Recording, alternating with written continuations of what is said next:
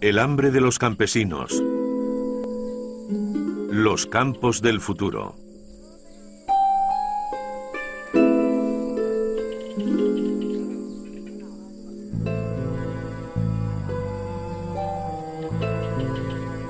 Actualmente el 2% de los agricultores del planeta suministran la mitad de la producción agrícola mundial. Lo logran a base de un uso creciente de abonos y pesticidas químicos. Y también a costa de la marginación de centenares de millones de pequeños campesinos que no tienen los medios para mantener esta carrera por la productividad. En 2050 habrá 9.000 millones de seres humanos que alimentar. ¿Será posible conseguirlo si condenamos a millones de productores a desaparecer?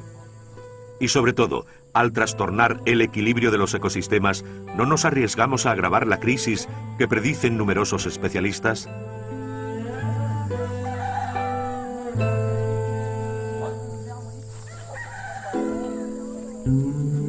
En Tam Va, en Vietnam, Nguyen Van Chien se dispone a plantar su segunda cosecha de arroz del año. Tía, ¿quieres que te eche una mano para sembrar? ¿Empiezo por aquí? Como el 90% de los campesinos vietnamitas, Chien cultiva arroz. Además produce mandioca y té. También cría pollos, cerdos y bueyes que le permiten labrar su parcela.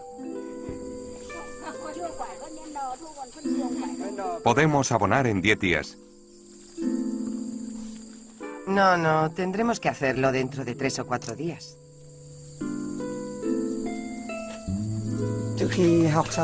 Después de la escuela, tuve que hacer el servicio militar. Y al volver del ejército, como provenía de una familia de campesinos, he continuado trabajando la tierra.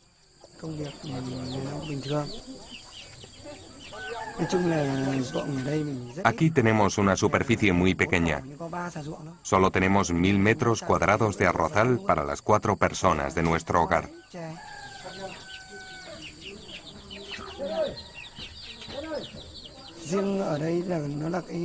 Para ahorrar, debemos contar con la ganadería y el cultivo de té. Aquí el arroz es un cultivo tradicional. El que producimos es de mejor calidad que el que podemos encontrar en el mercado. Además, permite a nuestra familia autoabastecerse. Y eso es muy importante.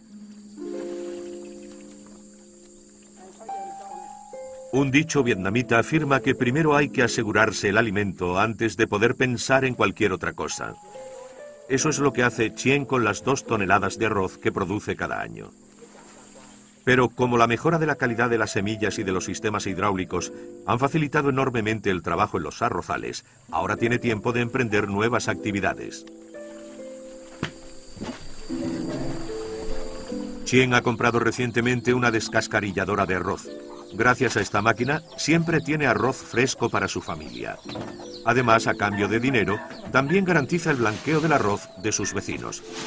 Es una iniciativa individual que habría sido impensable hace tan solo 20 años, cuando las tierras estaban colectivizadas.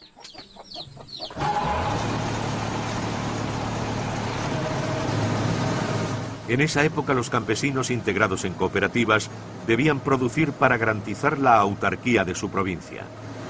Una política fuertemente desmovilizadora que llevó al país al borde de la hambruna.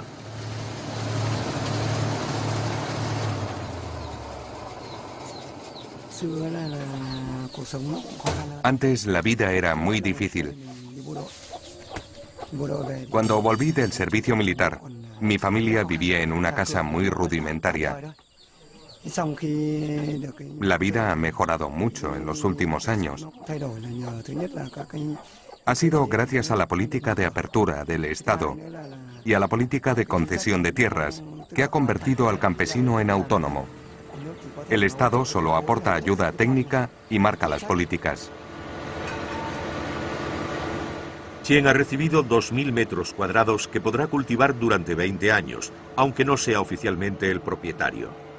Está obligado a dedicar una parte de estas parcelas al arroz, pero en el resto puede cultivar lo que quiera. Y como las necesidades básicas de su familia están garantizadas, ha podido arriesgarse a cultivar productos destinados al mercado como el té. Mientras tanto, el Estado sigue subvencionando semillas, abonos, agua y electricidad, haciendo que los costes de producción sean muy competitivos. Gracias a esta política, Vietnam, hasta entonces importador, ha podido hacer frente a sus necesidades alimentarias y se ha convertido en solo unos años en exportador de productos agrícolas.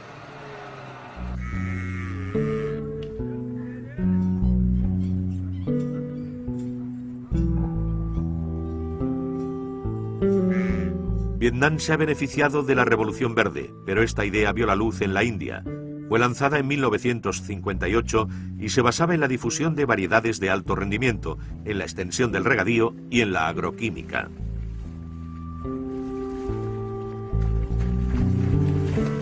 En algunos estados, como Punjab, ha permitido triplicar la producción de cereales en 20 años. Pero actualmente ha levantado las iras de muchos campesinos, para quienes este milagro se ha convertido en una pesadilla. Me llamo Jarnal Singh y soy un pequeño agricultor. Vivo en Jajal. Jajal es un pequeño pueblo del Punjab, situado en la región de Talwandi, en el distrito de Bathinda. Aquí hay 3.200 habitantes, repartidos en unos 500 hogares. Todos los habitantes son pequeños agricultores. Tenemos entre 1 y 3 hectáreas por persona. Casi cada hogar tiene un tractor. Los hemos comprado con nuestro dinero. Tuvimos que venderlo todo para comprarlos, nuestro oro y nuestras joyas. Pero en estos momentos estamos pasando grandes apuros. Me costaría explicaros por qué. Como los otros aldeanos, Jarnal creyó en los milagros de la Revolución Verde. Se endeudó fuertemente para comprar un tractor que debía permitirle trabajar mejor sus tierras. También aceptó intensificar sus cultivos. Los abonos químicos y las nuevas semillas debían permitirle incrementar su producción. Todas las empresas nos aconsejaban que labráramos nuestras tierras con tractores. Nos decían que obtendríamos una mejor cosecha y que así podríamos reembolsar nuestros préstamos. Pronto nos dimos cuenta de que era un error. La razón era que el precio del gasóleo subía y no teníamos suficientes ingresos para pagarlo. Mal adaptada para los campesinos que disponen de pocas tierras, la Revolución Verde también ha provocado un cambio en las prácticas agrícolas. Jarnal abandonó la alternancia tradicional entre el trigo y las leguminosas, que permitían que la tierra se regenerase sin abonos químicos. Reemplazó los productos hortícolas por el cultivo industrial del algodón. Ahora bien, la rotación trigo-algodón necesita más abonos y también más agua. Rápidamente la tierra y las capas freáticas, favoreciendo la proliferación de insectos y plagas. Resultado, el uso de pesticidas en el Punjab se ha multiplicado por 12 en 35 años.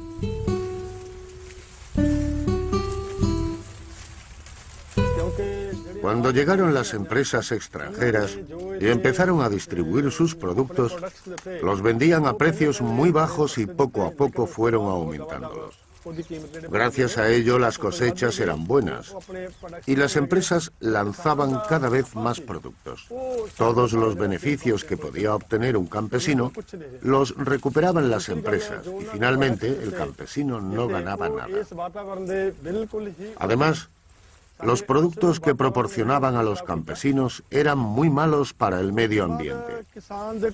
Han dañado completamente nuestro medio. Pero el agricultor no tenía más elección que continuar utilizando esos tratamientos. Comprábamos los pesticidas a crédito y pedíamos dinero prestado a los comerciantes para pagarlo.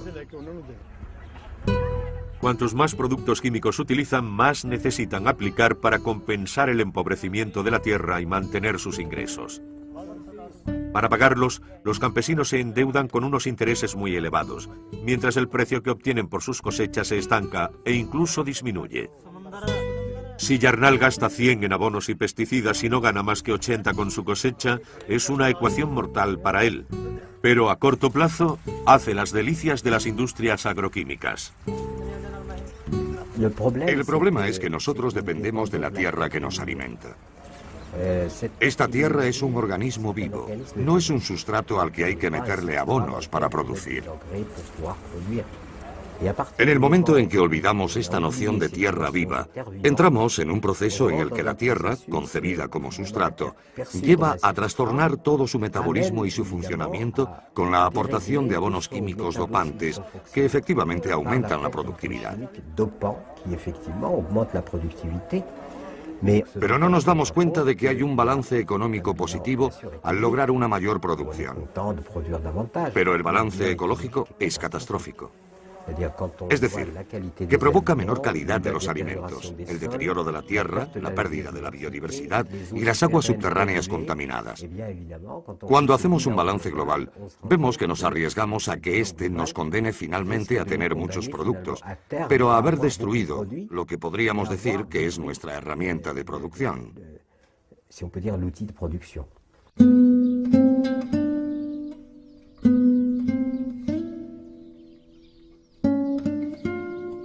En Argentina la agricultura también ha registrado profundos cambios. En los años 90 desapareció cerca de una tercera parte de los campesinos. El interior del país se ha desertizado. Más de 600 poblaciones prósperas en otros tiempos se han convertido en pueblos fantasma. La introducción de los cultivos transgénicos que necesitan grandes inversiones en semillas y productos químicos y la especulación de la tierra han llevado a una extrema concentración de las tierras en manos de unos pocos.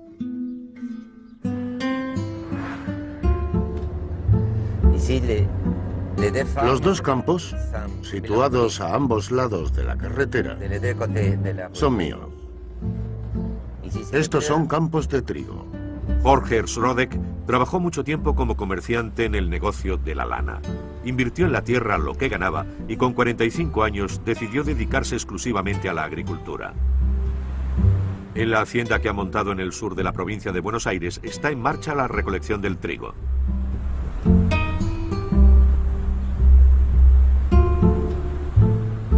Aquí, esta es una extensión de 5.000 hectáreas, de las cuales se dedican 2.500 hectáreas a la ganadería y otras 2.500 hectáreas a la agricultura.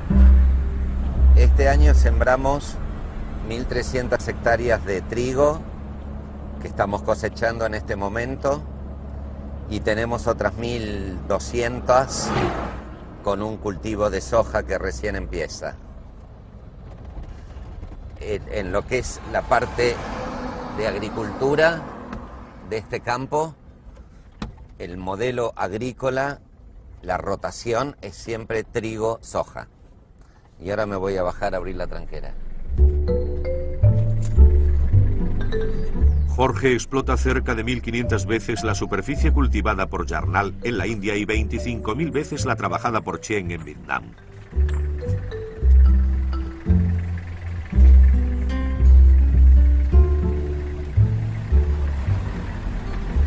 Soja esta transgénica, yo puedo aplicar un herbicida. Esa es la gran ventaja que tiene la soja, que es transgénica, quiere decir que es resistente al glifosato.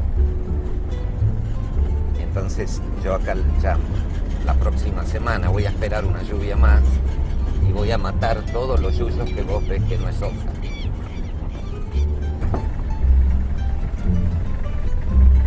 En las grandes propiedades, el uso intensivo de herbicidas como el glisofato, comercializado por Monsanto bajo el nombre de Roundup, permite sembrar sin labrar la tierra y sin preocuparse por las malas hierbas. La ventaja principal de la siembra directa es la conservación del suelo por un lado y la conservación de la humedad. Al no dar vuelta a la tierra conserva mucho mejor la humedad. Lo que sí es que para hacer siembra directa, o digamos, la siembra directa es solamente posible con todos los productos químicos, porque se controla las malezas con glifosato, entre otros productos. Te reduce los costos de producción porque las labores son mucho menores. Vos acá sembrás por un lado y después pasás los herbicidas.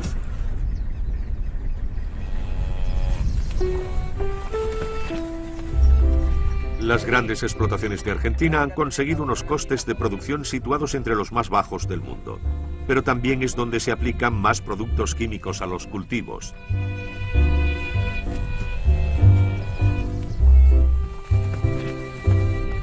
Sin embargo, Jorge, a diferencia de muchos otros grandes propietarios, continúa dedicando la mitad de sus tierras a la ganadería. Protege su capital alternando cada 5 años un ciclo de ganadería con uno de cultivo, ya que lo que extraen del suelo, el trigo o la soja, lo devuelven a continuación con sus excrementos sus 5.000 cabezas de ganado. Pero sigue dependiendo de las multinacionales agroquímicas que intentan imponer sus semillas transgénicas para vender mejor los herbicidas que las acompañan.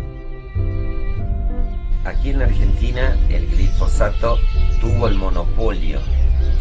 Muchos años Monsanto ganó fortunas en la Argentina porque usó la Argentina para experimentar con todo lo transgénico para después poder vender al precio que ellos querían el glifosato. Ahora creo que se les levantó la exclusividad y está viniendo glifosato de la China. La China es otro productor de glifosato.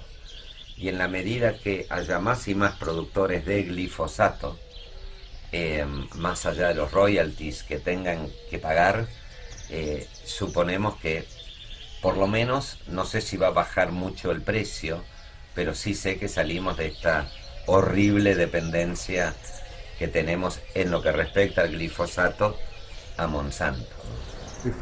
Explotar es la expresión que mejor define la función del minero. Vacía una mina y va a buscar otro filón, mientras que el agricultor cultiva, mantiene, mejora y protege. Son dos filosofías que no tienen nada que ver una con otra. Te lo pongo ahí. En Blasí, en la región de Borgoña, Philippe Collin se ha asociado con otros 2 agricultores para cultivar 320 hectáreas de tierras cerealistas.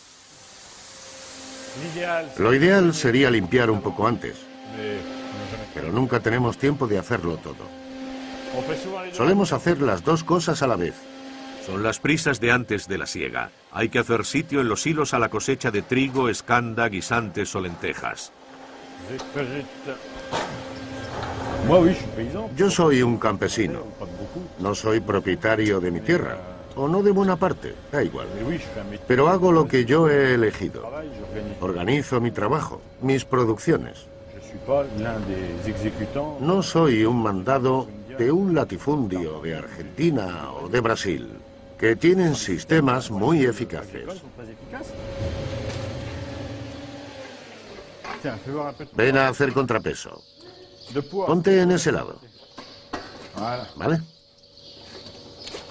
Ahora Philippe se dedica a la agricultura ecológica, pero durante años también creyó en los milagros de la agroquímica. La presión es difusa, pero permanente, ya que todos los sectores profesionales tienen un solo modo de producción, que podemos denominar el convencional.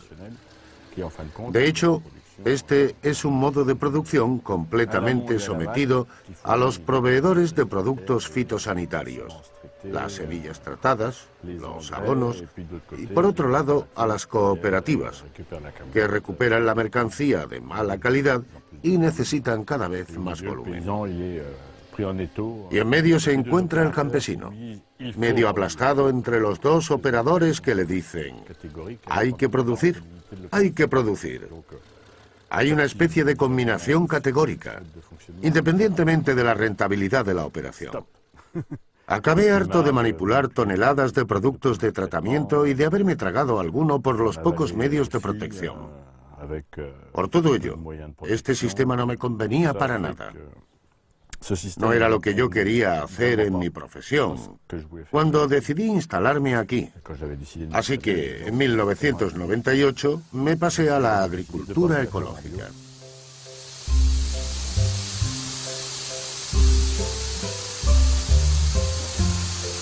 La agricultura ecológica prohíbe la utilización de abonos o pesticidas químicos. A falta de animales que aporten estiércol, Philippe debe evitar que el terreno se agote, ocupándose de la rotación de 17 cultivos. La sucesión de estos cultivos variados año tras año permite que el suelo se recargue de elementos nutritivos.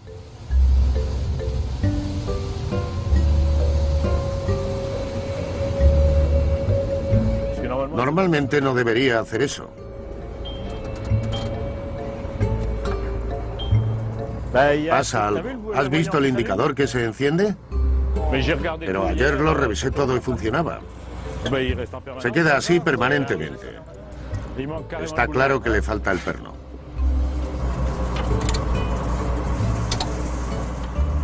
También tendremos que desmontar ese soporte. Bueno, ya está. Los modelos modernos de agricultura están todos basados en reproducciones en laboratorio de la química del suelo. Son modelos completamente químicos que hacen que la naturaleza del suelo no intervenga. Nunca. Bueno, un poco, pero no sabemos calcular los millones de animales, bacterias e insectos que hay en el suelo y que viven en simbiosis con las raíces. A todo ello no se le presta atención. Hay cosas apasionantes a investigar en la agricultura ecológica, pero eso no interesa a nadie porque no da beneficios. Los guisantes que hoy recolecta Philippe compiten directamente con la soja transgénica producida en masa en Argentina para alimentar al ganado. Este, por ejemplo, es un cultivo interesante, pero cada vez se abandona más, porque comporta muchas obligaciones y porque Europa ha tomado la decisión de depender de las Américas en materia de producción de proteínas vegetales.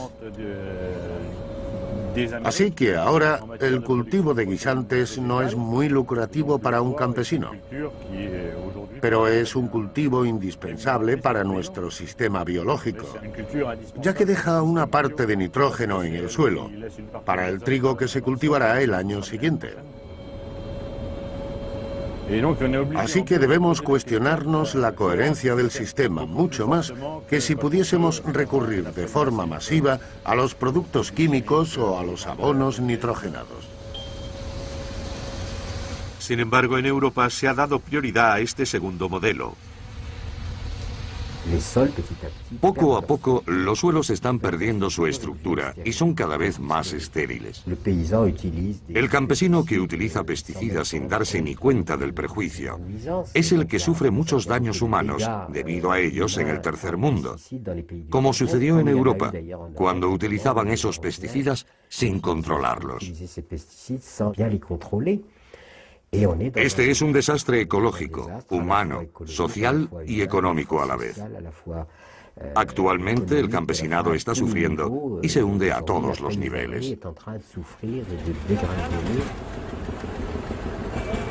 Un estudio realizado en el estado de Punjab ha revelado que el 90% de los campesinos debían obtener un préstamo cada año para poder replantar.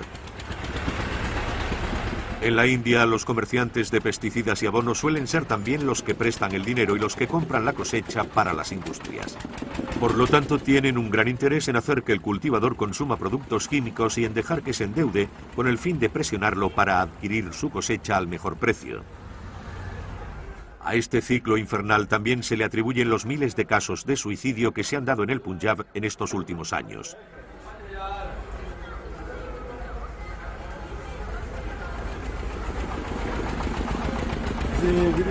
¿A qué precio vende productos como el Confidor? Nosotros lo vendemos a 14 euros el litro, pero con otra marca. Hace más de 35 años que estamos en el negocio de los abonos y pesticidas. El 50% de los campesinos lo pagan en efectivo y el resto lo hace a crédito. El dinero nos lo reembolsan vendiendo su cosecha. Cada vez que sale un producto nuevo, viene un comercial especial a explicarnos cómo se debe utilizar y después informamos a los campesinos. Convocan reuniones en los mercados y hacen demostraciones a los campesinos que después podrán informar a sus colegas. Oficialmente son para explicar a los campesinos las precauciones a tomar para su utilización, pero de hecho se trata de promocionar las últimas novedades. Si mezclas los productos, ¿bastarán para toda la semana? Sí, además ya hicimos un tratamiento la semana pasada. Cuando este producto no existía, ¿había que rociar los campos cada día? Sí, todos los días, mañana y tarde. Es un producto sofisticado y muy concentrado. Pero los comerciales de las empresas nos dicen que no repercutirá en nuestra salud. Pero el campesino es consciente de que el veneno que permanece en las plantas durante unos 15 días también penetrará en su cuerpo.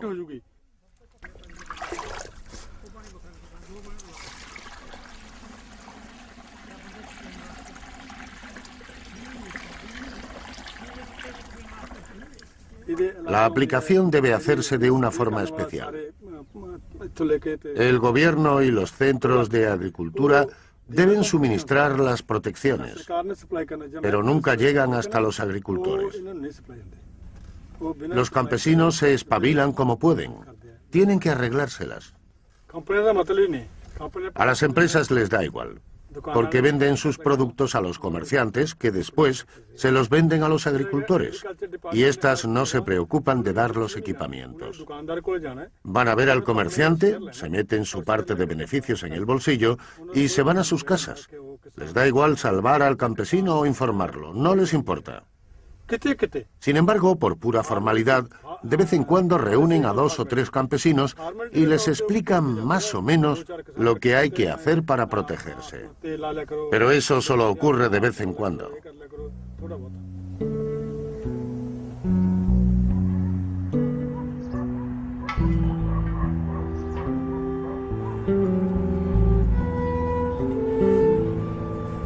En Yayal, los campesinos le han pedido a Yarnal que los represente ante las autoridades. A fuerza de insistir, ha logrado que el gobierno nombrase una comisión de investigación para analizar el impacto de los pesticidas en la salud de los habitantes.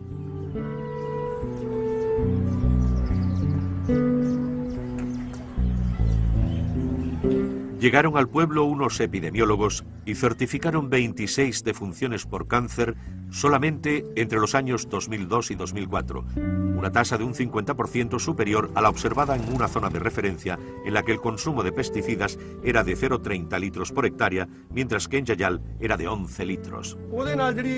Los productos que aplicamos se han infiltrado en la tierra con las lluvias. No solo contaminan nuestro aire, sino también los suelos y el agua. Y las consecuencias no son únicamente los casos de cáncer. También hay gente con problemas de columna vertebral. Hay muchos casos de enfermedades en la piel, de asma, y si no me equivoco, en este pueblo han muerto al menos 10 personas de un infarto en el transcurso de este mismo periodo. ¿Cuántos años tiene? 1 año y medio. ¿Cuánto hace que le salió esto? También 1 año y medio. Desde que le damos medicación está mejor. ¿En qué trabaja su marido? Es jornalero. Yo también trabajo en la recolección de algodón. ¿Sabe por qué le ha ocurrido esto? Es a causa de los pesticidas.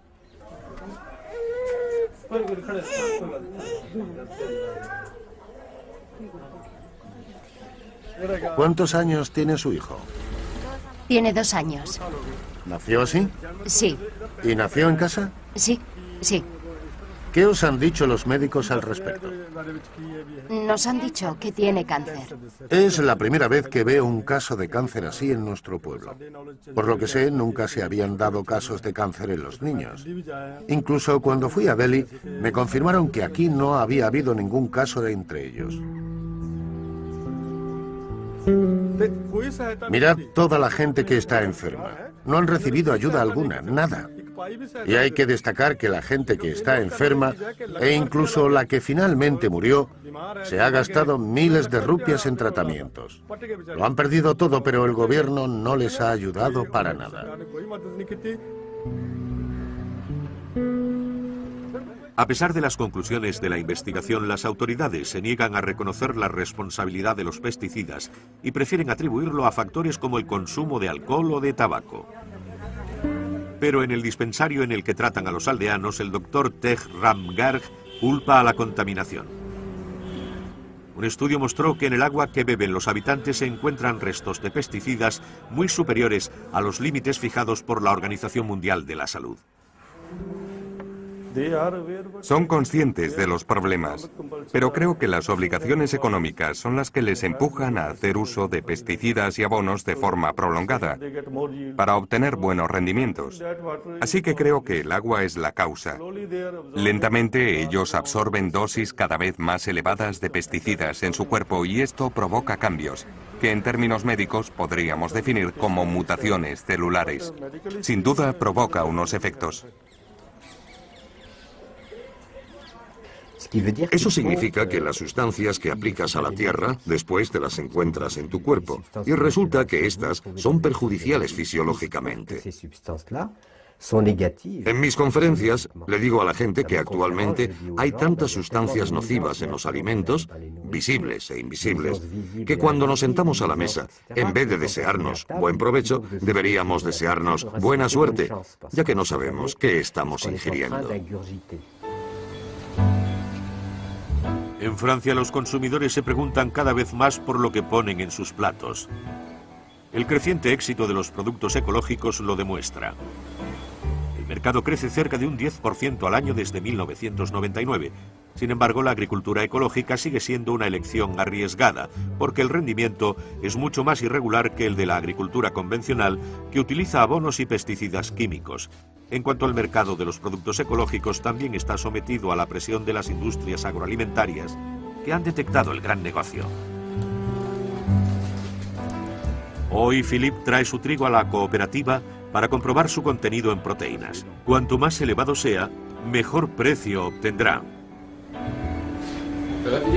¿Qué tal? Hola, Jean-Marie. ¿Qué hay de tu trigo? ¿De mi trigo? Este año no vamos a dejar mal a tus hilos. ¿Pero de calidad es bueno? No sé. Puede que 8 o menos. 9,5, 9,9. ¿De qué variedades? Esta no lo sé.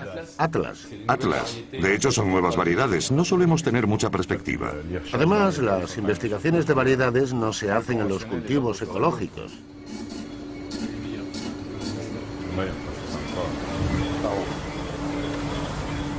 Vamos a echar un vistazo a la torre. El precio de lo ecológico es mucho más elevado, porque la productividad es mucho más baja, sobre todo en cereales, y además no tenemos asistencia técnica. Los circuitos de distribución son mucho más largos y trabajamos con pequeñas cantidades. Estas son algunas de las razones que motivan la diferencia de precios entre lo ecológico y lo convencional. Carrefour, por ejemplo, está haciendo su agosto con ellos.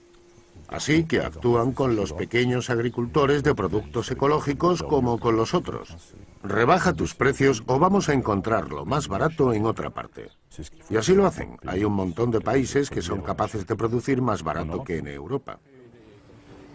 Es curioso, hay un montón de gente que tiene vértigo. Menos el jefe, que no puede decirlo. Si nos fijamos en dos países vecinos como Francia e Italia, podemos constatar que han generado sistemas agrícolas y modos de consumo completamente diferentes. Los italianos han desarrollado ampliamente la agricultura ecológica y los consumidores italianos también están mucho más ligados a la idea de producto de calidad y están dispuestos a pagar, porque en Italia los alimentos son más bien caros. Esta es su elección política. Francia ha hecho una elección totalmente distinta, la de centrarse en seguir la ideología que prevalecía en los años 70, cuando el presidente de la República de la época dijo que la agricultura debía ser el petróleo verde de Francia. No hay que olvidarse de esta declaración, ya que ha condicionado todo el desarrollo y la concentración de la agricultura francesa entre los años 70 y hoy. Los italianos han elegido caminos radicalmente diferentes, pero también han mantenido a más gente en el campo, mientras que en Francia todo el mundo se ha trasladado.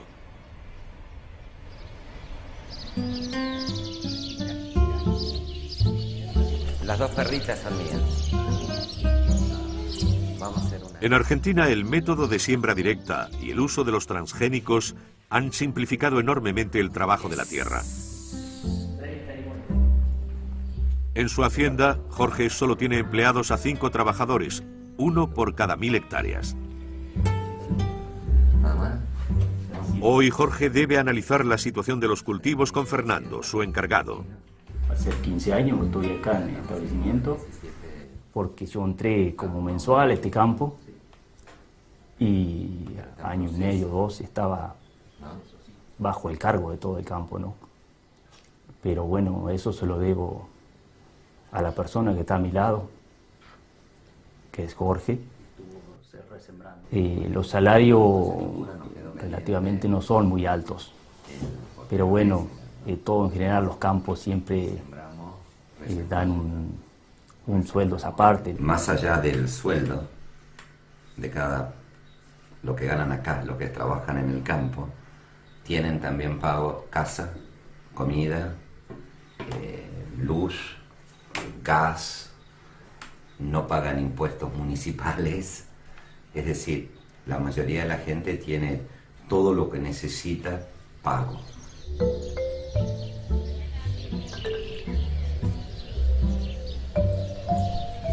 Yo te lo puedo decir en términos generales lo que cuesta implantar una tonelada de trigo. Sin los gastos de recolección, cuesta entre 100 y 120 dólares por hectárea.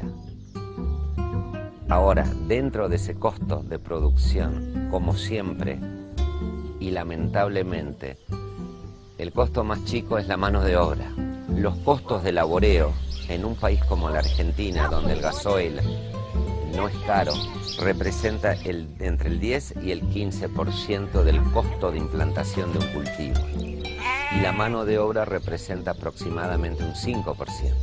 El resto del costo es principalmente fertilizantes, herbicidas y la propia semilla. No, basta de ensuciarme. Está celoso. Está celoso del cordero. Estos magros salarios de 3 o 4 euros al día explican los bajos precios a los que los grandes propietarios pueden vender sus producciones, que aún así se mantienen rentables, ya que compensan los bajos precios de la tonelada con las enormes cantidades obtenidas. Pero para las pequeñas explotaciones que no pueden contar con los mismos volúmenes, esos precios son terribles. Actualmente en Argentina es imposible salir adelante con menos de 600 hectáreas. Obligados a vender sus tierras, algunos pequeños campesinos, los tanteros, se agrupan para comprar maquinaria agrícola. Junto a la carretera esperan que un patrón venga a alquilar sus servicios. Hoy la agricultura va a estar en manos de... Para quienes invierten en la tierra ya no es necesario contar con los conocimientos de un campesino o inmovilizar capital en maquinaria. Los tanteros pueden encargarse de todo. Hoy en Argentina ya se ve grandes grupos inversionistas que hace 10 años atrás pudieron haber participado en la privatización de la empresa telefónica o la empresa de electricidad. Esos mismos grupos hoy están comprando tierra o invirtiendo a través de alquileres para producir tanto productos agrícolas como productos ganaderos. Al invertir en superficies cada vez más grandes, utilizando una mano de obra campesina que ya no vive de sus tierras, las grandes explotaciones provocan la bajada de las cotizaciones mundiales.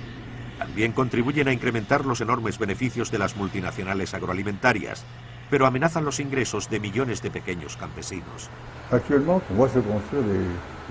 Actualmente vemos cómo crecen las explotaciones de varios miles de hectáreas en las que se trabaja continuamente y donde se produce en gran cantidad a precios relativamente bajos. Basándonos en esto, que es la tendencia que hay en Francia desde hace 40 años, podríamos imaginar un mundo que sería capaz de producir suficientes alimentos, o casi, con 3 o 4 millones de explotaciones. La pregunta es, ¿qué hacemos con los 3.000 millones de campesinos?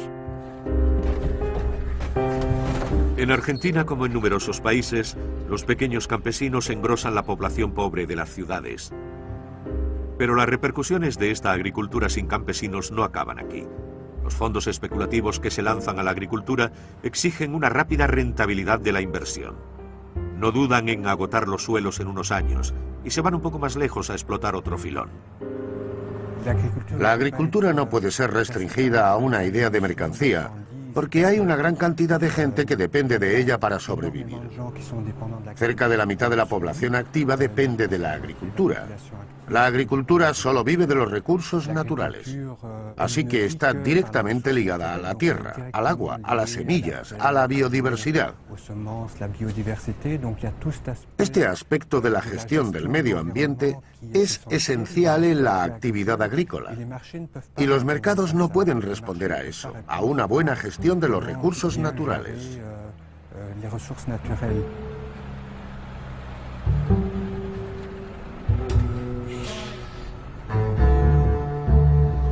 Actualmente Argentina exporta 2/3 de su producción agrícola.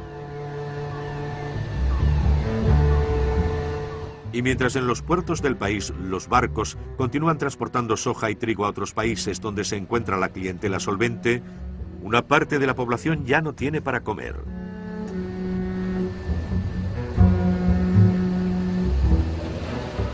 Al final de este modelo de agricultura solo sacan provecho un puñado de privilegiados, mientras que por primera vez en la historia del país se pone en cuestión la seguridad alimentaria. La agricultura industrial suele estar orientada hacia los mercados exteriores. Ocupa muchas tierras. Está fuertemente mecanizada. Realmente no tiene un impacto en términos sociales, de trabajo o de medio ambiente. Hasta nuestros días no nos hemos convencido del impacto positivo que este tipo de agricultura ha tenido sobre el medio ambiente. Más bien al contrario. En cambio, la agricultura familiar predominante ya no es una agricultura ideal, pero siempre ha demostrado que es capaz de adaptarse a circunstancias muy diversas. En Tam Va, Vietnam, los pequeños agricultores han sabido adaptarse a las posibilidades que les ofrecía la reciente apertura económica del país. Algunos también se han puesto a producir para los mercados locales e incluso internacionales, pero han sabido limitar el riesgo diversificando sus actividades y manteniendo un equilibrio entre producción para sobrevivir y producción con vocación comercial. Cabe destacar que han puesto en marcha un sistema que les permite explotar las débiles superficies de las que disponen sin agotar sus recursos. Las hojas de mandioca que Chien cultiva sirven para alimentar a los peces de su estanque. Los tubérculos de la planta alimentan a los cerdos, que a su vez proporcionan el abono para los arrozales y los campos de té. Mirad, están comiendo. Para nosotros, la cría porcina y bovina es un medio de mejorar nuestro nivel de vida. Los cultivos secos y la piscicultura son más bien para nuestra alimentación. Pero la cría de cerdos es la que realmente nos permite ganar el dinero necesario para comprar los bienes de consumo de la familia.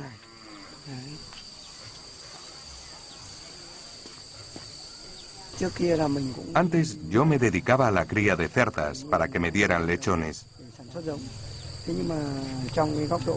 Sin embargo, como mis pocilgas no estaban muy bien adaptadas para esta actividad de reproducción, me especialicé en el engorde de cerdos.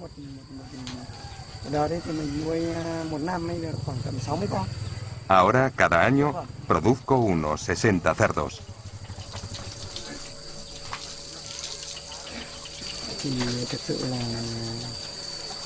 Vivimos en una región atrasada, una zona con dificultades, Así que hay políticas a favor de los campesinos que tienen proyectos prometedores, como la cría. Por ejemplo, nosotros podemos obtener un préstamo a un interés preferencial entre el 0,5 y el 0,7%. Aquí tenemos una agricultura familiar que obtiene ingresos suficientes para invertir y que trata de tener más en cuenta este equilibrio. Por una parte, el de la producción y por otra, la de los medios de producción de que disponen. Deben prestar atención a la fertilidad del suelo, a no utilizar demasiada agua, que es un bien escaso en algunas regiones. Deben intentar maximizar los créditos para poder reembolsar los préstamos, etc. Si da trabajos a otro y a la unidad familiar, podemos constatar que esta agricultura familiar es dinámica.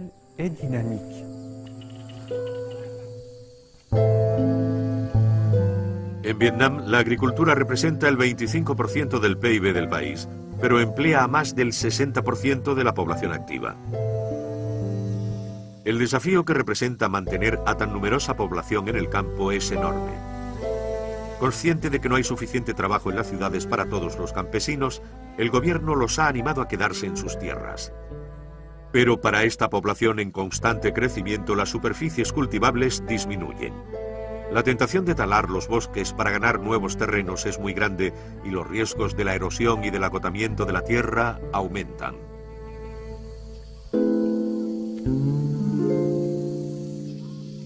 En Tambá, los campesinos como Chien parecen haber entendido el alcance del peligro.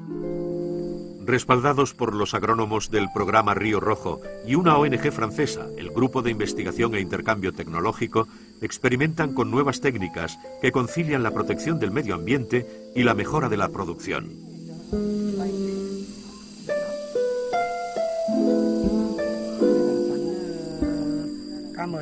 Esto es mandioca de la variedad KM60.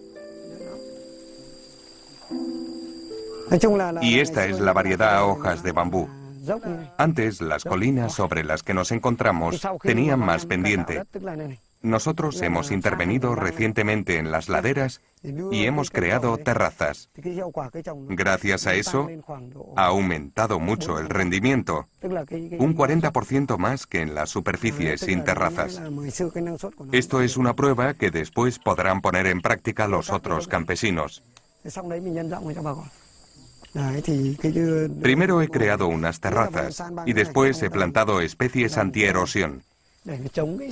Cuando lleguen a cierta altura, las cortaré para fertilizar la tierra con ellas. La mandioca es muy sensible a los productos químicos. Los tubérculos de la mandioca se pudren si entran en contacto con herbicidas. Así que aquí solo se puede desbrozar a mano. Con el té ocurre lo mismo. Hay que limitar estrictamente el uso de herbicidas. Pero como es un cultivo comercial, las malas hierbas deben ser escasas. Por ejemplo, en las colinas de ahí abajo hay muy pocas malas hierbas, porque aplicamos todas las novedades técnicas.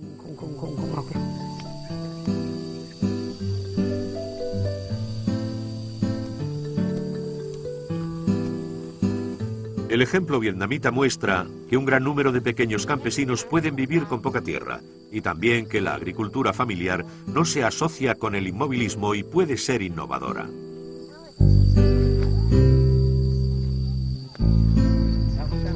Chien utiliza pocas máquinas y no depende del coste de los carburantes.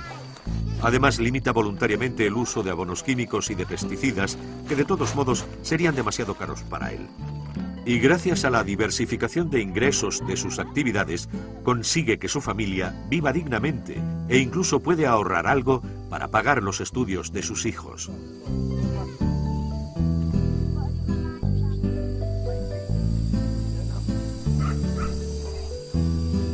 El modelo de agricultura que él practica, la agrosilvicultura, interesa cada vez más a los especialistas, ya que permitiría duplicar sin consecuencias negativas los rendimientos en los países del sur, donde la necesidad de alimentos será más apremiante.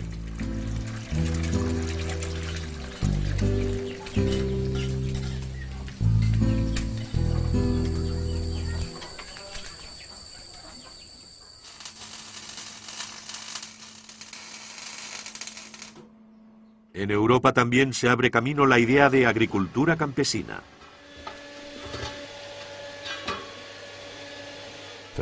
El problema de la agricultura convencional es que actualmente está tan sometida a los costes energéticos que el día que el precio del petróleo se duplique o triplique, lo que es muy probable, sus costos serán algo excesivos. Mientras tanto, la agricultura ecológica, que en cuanto a energía solamente utiliza la mecánica para mover los tractores, conseguirá superar la crisis de la energía con menos dificultades, porque nosotros consumimos cerca de 1/4 parte de la energía que gasta la agricultura convencional en forma de abonos, productos de tratamiento, transportes de mercancía y así sucesivamente. El segundo aspecto, evidentemente, es que la agricultura convencional lleva menos de 50 años al nivel de intensificación actual. Y los problemas medioambientales, ecológicos, de biodiversidad y de parasitismo creciente empiezan a preocupar incluso entre la comunidad científica, que pensaba que siempre tendría una solución para cada problema. Para mí, la agricultura ecológica es la única de futuro. Al menos, es la que se practica mayoritariamente en el planeta en términos de superficie. Los especialistas estiman que el uso intensivo de productos químicos no permitirá aumentar más los rendimientos y además que ha contribuido a la desaparición de millones de hectáreas de tierras cultivables en la India, Argentina u otros lugares. Para proporcionar una alimentación abundante y de calidad al planeta, será necesario explotar de forma sostenible todas las superficies cultivables. La agricultura campesina parece ofrecer una auténtica solución, pero eso implica convertir en prioridad el derecho de los pueblos a alimentarse y no dejar que solo el mercado dicte su ley. ¿Nuestros responsables políticos y económicos estarán dispuestos a tomar esa decisión?